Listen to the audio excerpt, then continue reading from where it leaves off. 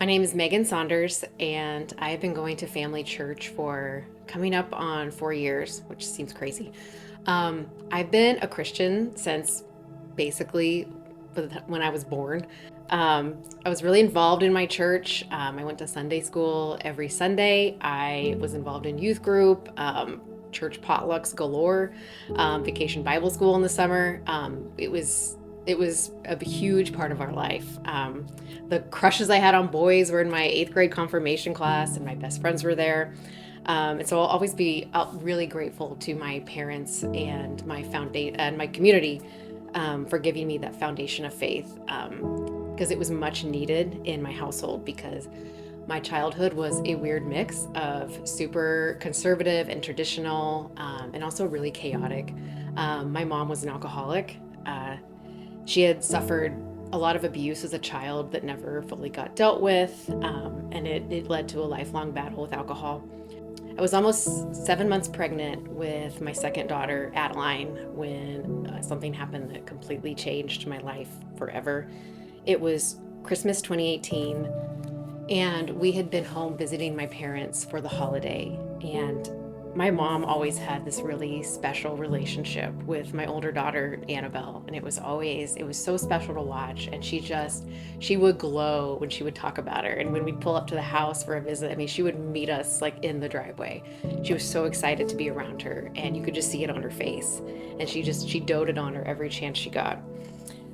So we left Annabelle with my mom and dad at their house for an extra day, while Corey, my husband, and I went back home just to give her some extra time out there.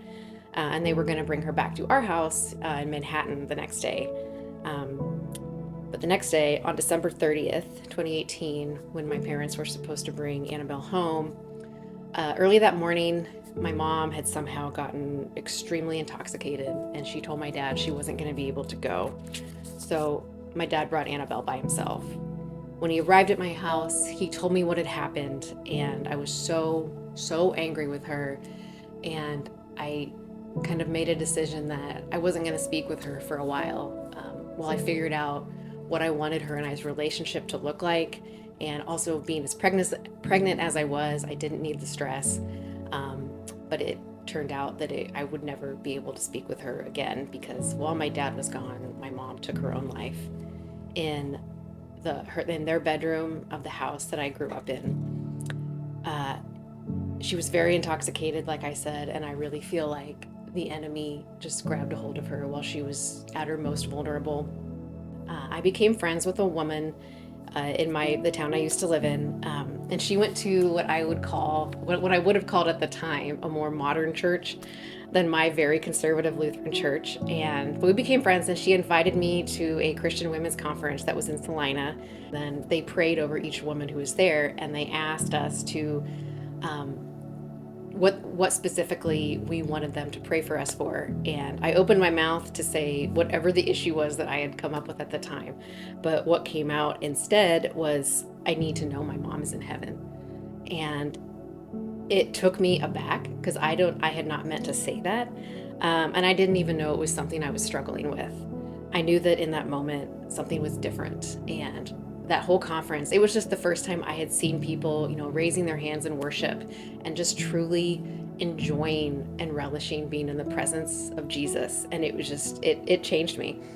And it was also the first time I truly heard the voice of God speak directly to me. And at that same time, the speaker was referencing a Bible passage, and I absentmindedly opened my Bible. It was this Bible. And I flipped through to find whatever passage it was. And when I opened it, I found this card and this envelope stuck in the middle of it. And it was a birthday card I had bought for my mom. And for whatever reason, I had forgotten to give it to her. I never got around to it. And somehow it got stuck in my Bible. But opening it up there, it said, "One of the best things a mom can give her daughter is the example of how a strong, intelligent, and beautiful woman lives. And you've given me that my entire life.